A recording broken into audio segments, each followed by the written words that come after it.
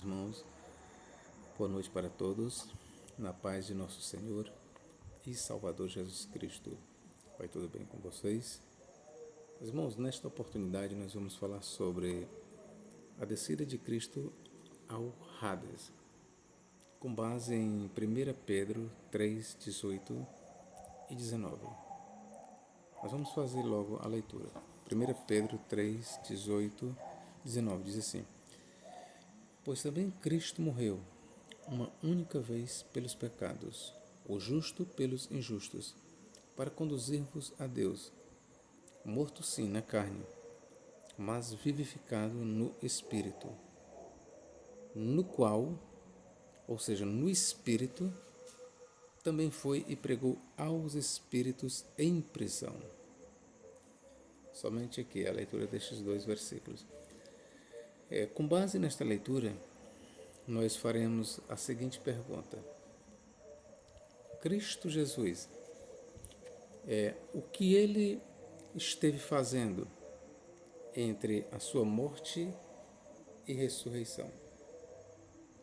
Será que no dia do sábado, porque sabemos que Cristo morreu às 3 horas da tarde da sexta-feira, e não tardou muito para entrar o Shabá. E a Escritura também diz que ele ressuscitou na manhã do primeiro dia. Então, neste espaço de tempo entre as 3 horas da tarde, sexta-feira, quando ele morreu, até ao amanhecer do primeiro dia, o que Cristo esteve fazendo? Será que Cristo estava totalmente inerte? O corpo de Cristo morreu, certo? O homem Jesus Cristo, ele morreu.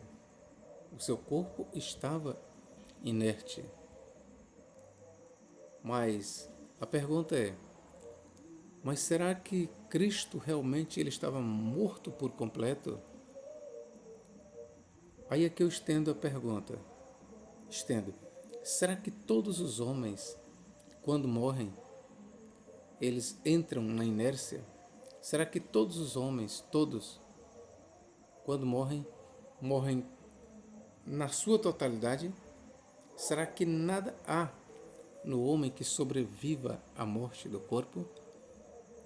Será que não há um princípio vital, uma vida que vai além do físico do homem que sobreviva à morte do corpo?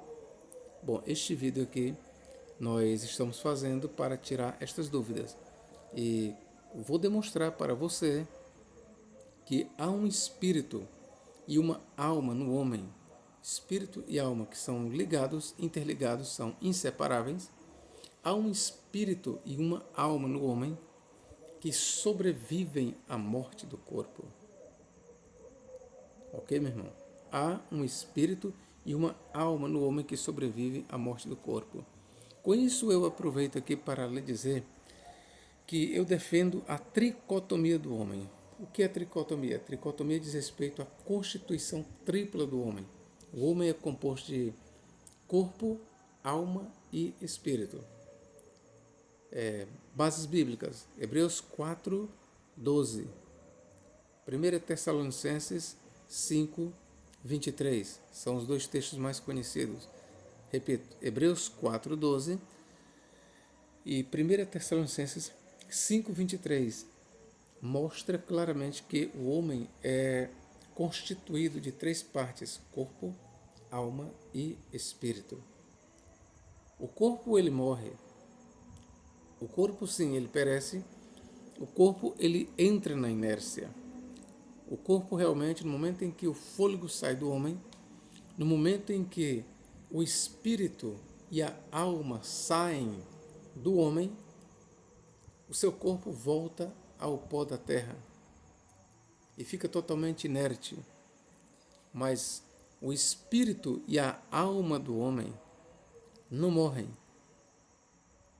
Ok? A alma do homem e o seu espírito, eles não morrem, eles permanecem vivos. Mesmo que o corpo não exista mais, mesmo que o corpo tenha virado cinzas, pó. Ainda assim, o espírito do homem permanece totalmente lúcido, consciente. Quer este homem esteja num lugar bom, quer este homem esteja num lugar ruim.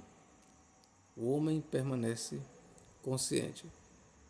Antes de eu entrar aqui no texto de Pedro, eu quero provar que o homem tem uma consciência após a morte. Vamos bem aqui para Lucas. Lucas capítulo 16. É um texto muito conhecido e eu vou ler aqui para os senhores. Lucas capítulo 16. O que é que diz aqui? Lucas 16, versículo 19.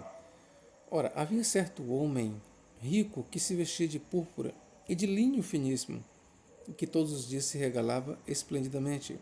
Havia também certo mendigo chamado Lázaro, coberto de chagas, que jazia à porta daquele.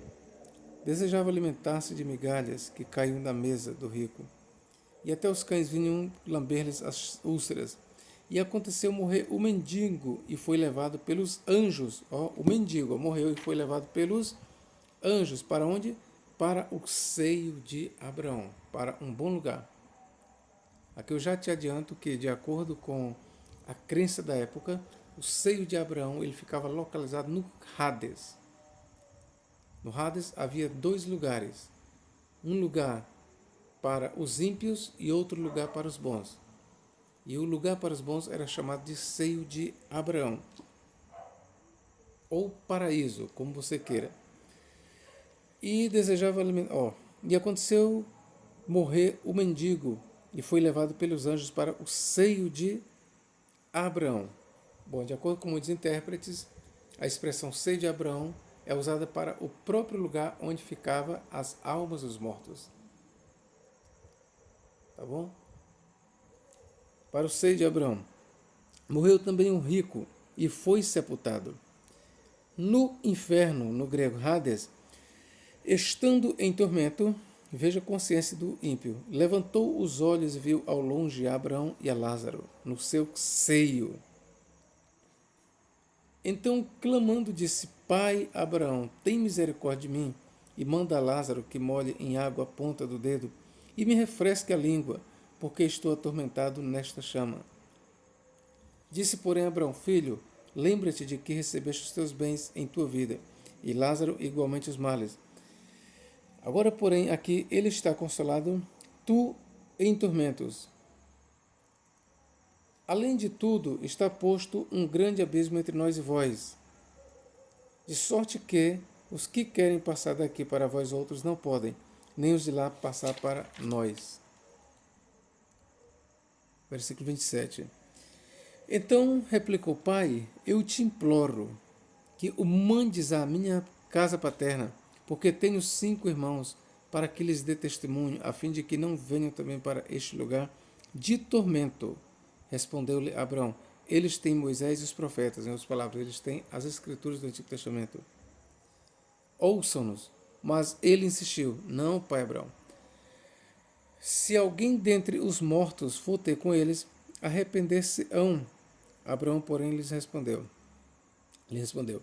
Se não ouvem a Moisés e aos profetas, ou seja, se eles não obedecem às Escrituras, tampouco se deixarão persuadir, ainda que ressuscite alguém dentre os mortos. Bom, meus irmãos, esta narrativa por si ela é tão clara e ela por si deixa claro que o homem tem uma alma ou um espírito que sobrevive à morte do corpo. Esta é a verdade. Muitos querem alegorizar, muitos até dizem aqui é uma parábola. Na verdade, Jesus não está dizendo que é uma parábola. O texto não está dizendo que é uma parábola. Tá bom, meus irmãos? Mas que seja uma parábola, ainda que seja uma parábola. Mas esta parábola, o conto desta parábola, ainda que seja uma parábola, todavia a narrativa ela está de acordo com as crenças judaicas da época. Se você ler no livro de Enoque, o livro de Enoque ele pinta o submundo, o mundo dos mortos, da mesma forma que Lucas aqui pinta. Inclusive, esta descrição aqui de Lucas Na verdade, ela é extraída do livro de Enoque. Os livros judaicos que eram escritos nesta época do Segundo Templo, no primeiro século, ou no primeiro século antes de Cristo, ele já trazia uma descrição bem vívida do Hades, com as suas divisões. Um lugar destinava-se às almas dos santos, que era o paraíso. Outro lugar, o lugar de tormento, destinava-se aos ímpios. Então não é uma criação do Novo Testamento. A crença na imortalidade da alma não é algo criado no Novo Testamento. E também não é algo antibíblico. Ao contrário, é bíblico porque eu lhe mostrei. E quando eu digo não foi criado pelo Novo Testamento, porque o livro de Enoque já traz bem colorido o mundo dos mortos, de uma forma bem vívida. Ok? Então, eu estou lhe mostrando aqui que o homem tem uma alma e que esta alma ela sobrevive à morte do corpo. Com isso, eu preparei o terreno, eu preparei o cenário para lhe mostrar que Cristo, entre a sua morte e ressurreição, ele estava vivo. O seu corpo estava morto, como diz Pedro, morto sim na carne, mas vivificado no Espírito. A palavra vivificado no Espírito, em grego nós temos aqui,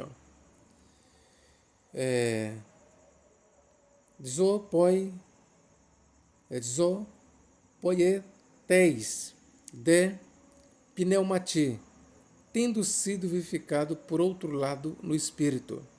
Aí o versículo 19 prossegue. Enhokai tois en filake pneumacim, em que também aos espíritos em prisão. Vamos lá, eu fiz uma tradução ao pé da letra. A tradução será essa aqui, Mas vivificado no Espírito, versículo 19, no qual, ou seja, no Espírito, Cristo, no Espírito, é isso que o autor está dizendo, Cristo. Em Espírito, que Espírito? O seu Espírito foi e pregou aos espíritos em prisão.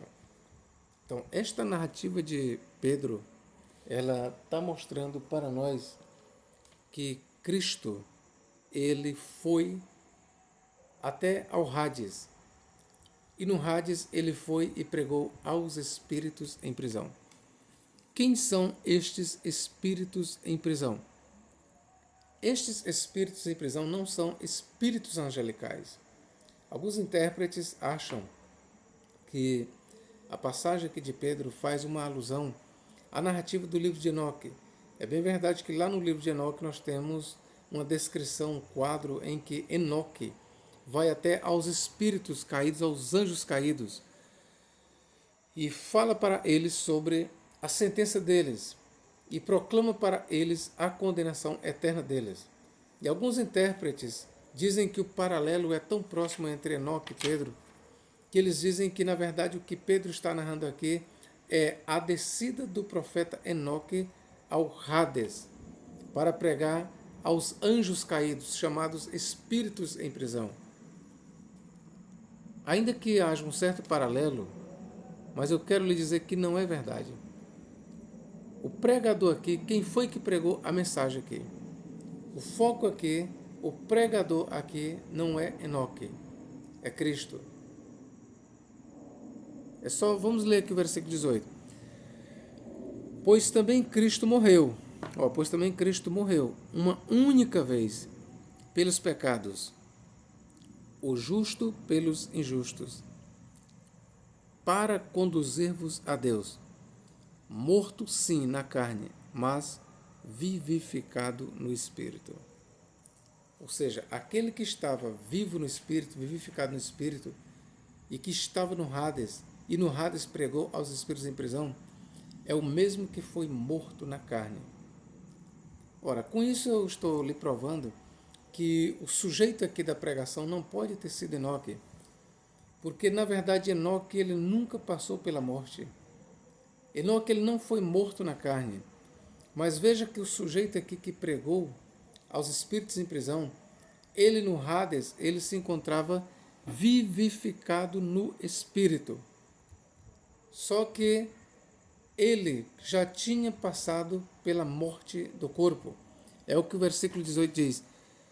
Pois também Cristo, e veja que o sujeito é Cristo, morreu uma única vez pelos pecados, o justo pelos injustos, para conduzir-vos a Deus.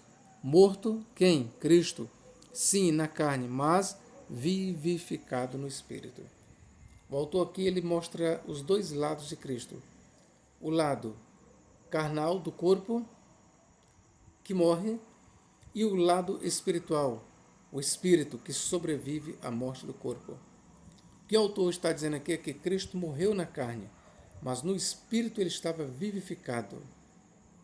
Há algumas traduções que dizem assim, ó, no qual também, deixa eu ver, que diz assim, ó, pois também Cristo morreu uma única vez pelos pecados, o justo pelos injustos, para conduzir-vos a Deus, morto sim na carne, mas vivificado pelo Espírito. Ó, vivificado pelo Espírito. Algumas traduções dizem vivificado pelo Espírito. Com isso, eles estão querendo dizer para você e para mim o quê? Que o texto está dizendo que Cristo, que foi morto na carne, foi ressuscitado pelo Espírito Santo. Isso é verdade? É verdade. Cristo, o mesmo Cristo que foi morto na carne, no corpo, sim, ele foi ressuscitado pelo Espírito. Só que o vivificado aqui, no Espírito, é o Espírito de Cristo que está em foco.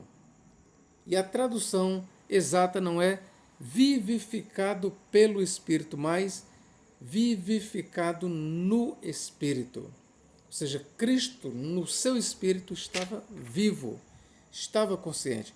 Até porque a leitura do grego, ela ajuda exatamente isso aqui, ó. Olha o que diz aqui, ó.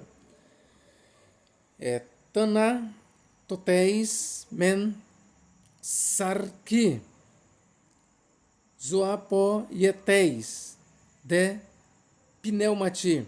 Ou seja, tendo sido morto na carne por um lado, no outro foi vivificado no Espírito. Veja que a tradução exata é no Espírito. Ele estava vivificado no Espírito, ou em Espírito ele estava vivificado. Exatamente nós lemos aqui, ó, pneumati, traduzido em Espírito, e não pelo Espírito. Ok, meus irmãos? Então, não está em foco aqui a expressão vivificado no Espírito, a ressurreição de Cristo pelo Espírito Santo, mas sim o Cristo vivo após a morte do corpo. Vivificado no Espírito significa que Cristo, mesmo tendo sido morto na carne, no corpo, mas o seu Espírito permanecia vivo, consciente. E foi nessa condição de Espírito consciente, Espírito vivo, que aqui diz o versículo 19, no qual, ou seja, no Espírito, ou em Espírito também foi e pregou, também foi e pregou aos espíritos em prisão. Estes espíritos em prisão, eles não são seres angelicais. O próprio Pedro aqui ele vai dizer, ó, versículo 20, os quais, noutro tempo, foram desobedientes, quando a longanimidade de Deus aguardava nos dias de Noé. Enquanto se preparava a arca, na qual poucas, a saber, 8 pessoas foram salvas através da água. Então, Pedro ele vai dizer que esses espíritos em prisão são exatamente daquelas pessoas que pereceram nas águas do dilúvio, que foram mortas. Quando a longanimidade de Deus aguardava, a saber, nos diz Noé, que eles se arrependessem. Todavia, eles não se arrependeram e pereceram nas águas do dilúvio. Então, aqui, Pedro está abordando, vamos dizer por assim dizer, o lado negativo da descida de Cristo ao Hades.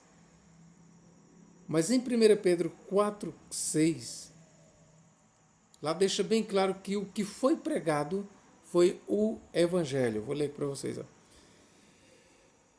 Pois para este fim foi o Evangelho, no grego Evangelion, pregado também a mortos. Ó, também a mortos. Ora, quando se diz o Evangelho foi pregado também a mortos, significa que este mesmo Evangelho que foi pregado aos mortos já tinha sido pregado aos vivos. Ora, e é óbvio que o que Pedro está tratando aqui é que quem pregou aos vivos foi Cristo.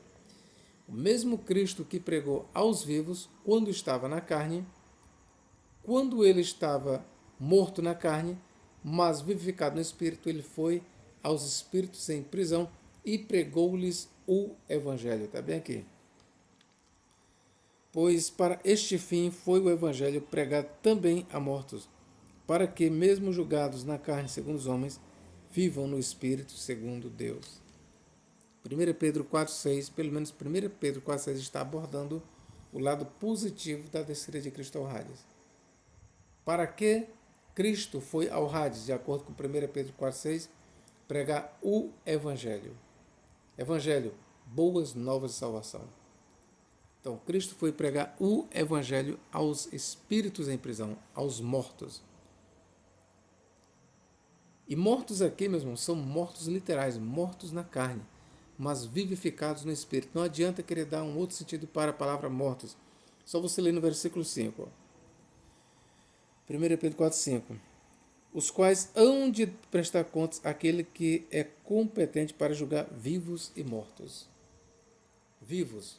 Quem são os vivos? Somos nós, vivos na carne. Quem são os mortos? Mortos na carne.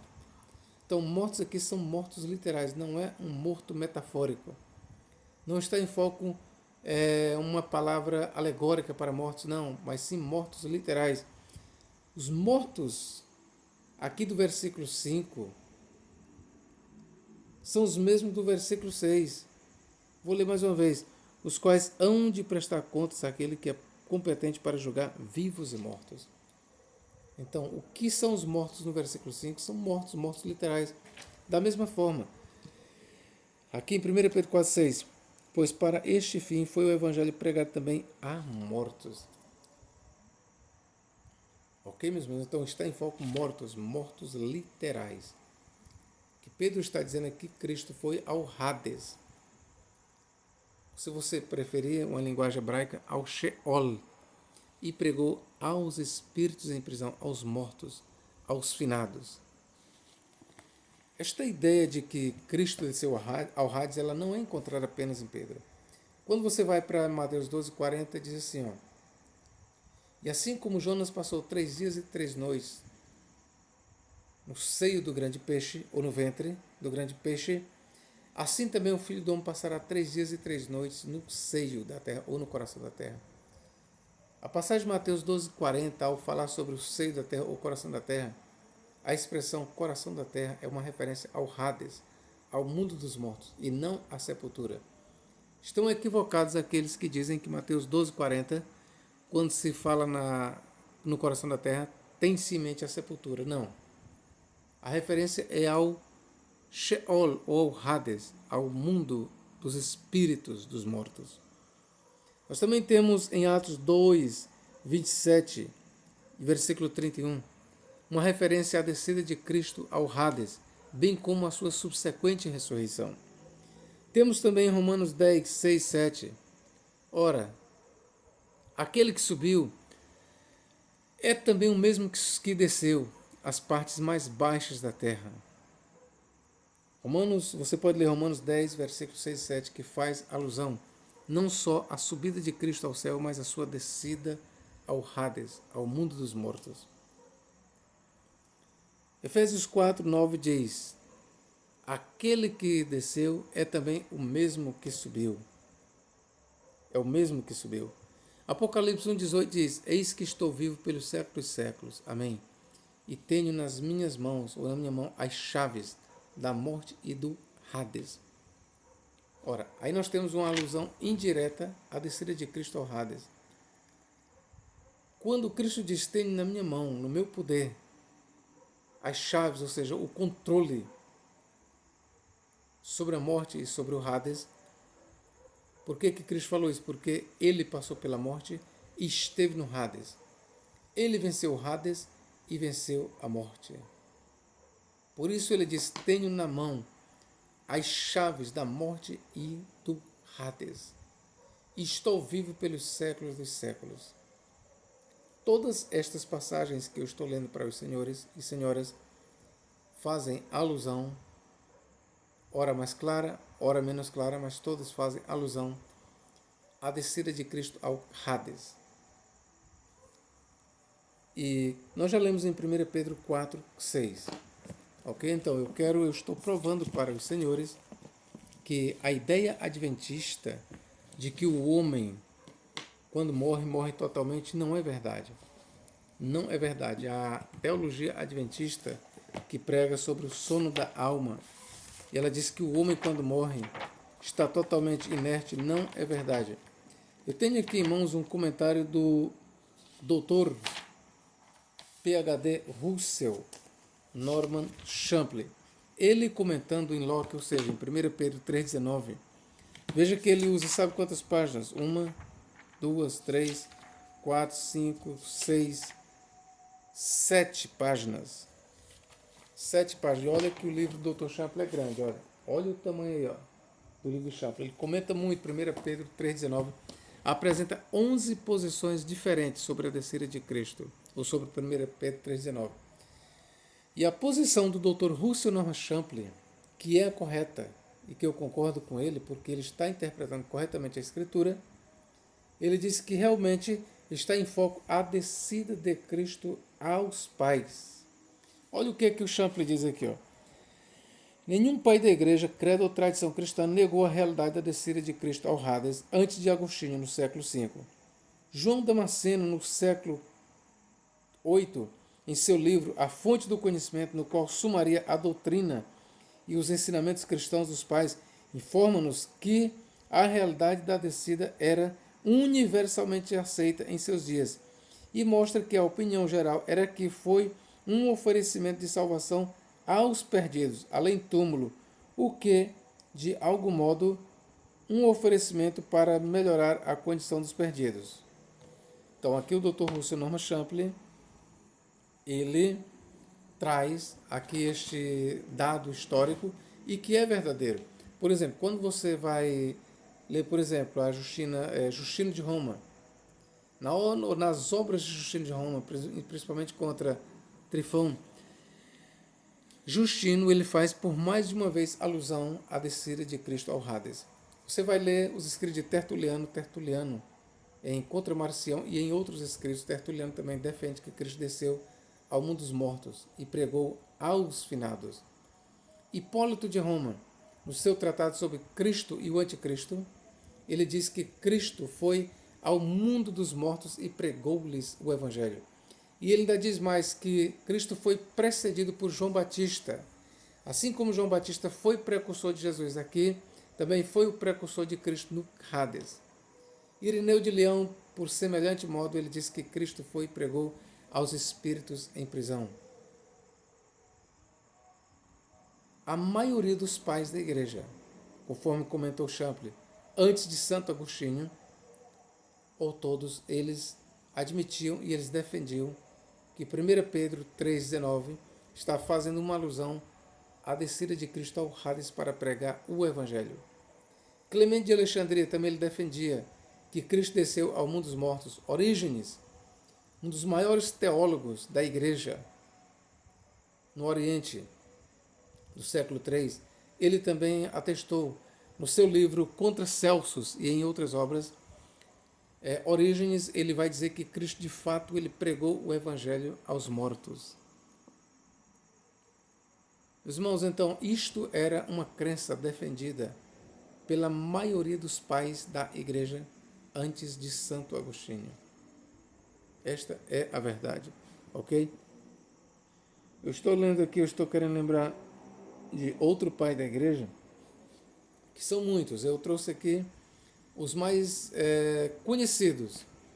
Mas eu quero lhe dizer que os que eu citei aqui, todos eles eu tenho as obras deles, e todos eles atestam isso. Vem em mente também, por exemplo, Oráculos Sibilinos, um escrito do segundo século da era cristã, também diz que Cristo desceu ao Hades e pregou aos espíritos em prisão. Tem uma outra obra chamada A Descida de Cristo ao Hades, escrita no segundo século. Também diz que Cristo pregou aos espíritos em prisão, ou seja, aos mortos. E assim são inúmeras as obras ali do primeiro, segundo e terceiro séculos. que dizem que Cristo realmente pregou aos espíritos em prisão. Ok, meus irmãos? Então, o Dr. Russell Norman Champlin, ele gasta bem umas 10 páginas só para tratar do assunto. Ele aqui faz uma busca bem atenciosa sobre as narrativas e sobre a história da narrativa da descida de Cristo ao Hades. Olha o que ele diz mais ainda. Olha o que ele diz. Aqueles que dizem que não era Cristo. Olha o que ele diz. Aqueles que negam que Cristo desceu ao mundo dos mortos. Olha o que ele diz. Essa interpretação é antibíblica, visto que nega a realidade da descida de Cristo ao Hades. Nesta ocorrência de 1 Pedro, deve também negá-la em cada ocorrência sua no Novo Testamento. Deve ignorá-la a história de Atos 2, 27 e 31. 1 Pedro também falava, Efésios 4, 8 a 10 e Romanos 10, 6 a 8. Também deve ignorar a antecipação profética do fato em Salmos 16, 10. Então, meus irmãos, Dr. Russell Norman Champlin, ele, de acordo com as Escrituras e de acordo com os pais da igreja antes Niceno, ele defendia que Cristo realmente desceu à mansão dos mortos e pregou o Evangelho. Com isso, nós estamos aqui detonando a falaciosa doutrina da Igreja Adventista do Sétimo Dia, que diz que os mortos não têm consciência. Que os mortos só voltarão a ter consciência depois da ressurreição. Não é verdade. Isso não é verdade. A verdade é que o homem, o corpo morre, mas o seu espírito, ele permanece vivo, tá bom, irmão? E eu aproveito aqui para dizer para você que se você quiser comprar uma obra boa, de renome, está aqui, ó, o Novo Testamento, o meu já está bem antigo, é do ano 2001. Tem aqui, ó, o Novo Testamento interpretado por Russell Norman Champlin, PhD. Estou aqui com o 6º volume, tá bom? Que é de... 6º volume, ele abarca de Tiago ao livro do Apocalipse. Ao todo das obras de Champlin, o Novo Testamento, ele consta de 6 volumes, tá bom? Então eu aproveito aqui para fazer a propaganda do livro do Dr. Russell Norman Champlin, o maior teólogo que o Brasil já contemplou, que já teve. Chama-se Russell Norman Champlin, ele morreu no ano 2018, se não me falha a memória.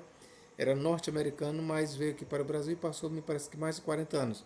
Inclusive a sua magna obra, o Novo Testamento, o Antigo e a Enciclopédia de Bíblia, Teologia e Filosofia, foram todos escritos aqui no Brasil.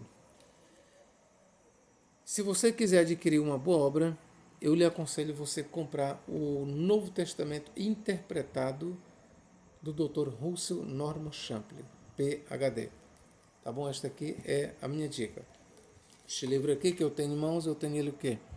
Comprado em 26 de nove de 2002. Então, desde o ano de 2002 que eu tenho a obra do Champlin. Por isso que você está vendo aqui, ela, ó, já está bem amarrotada, certo?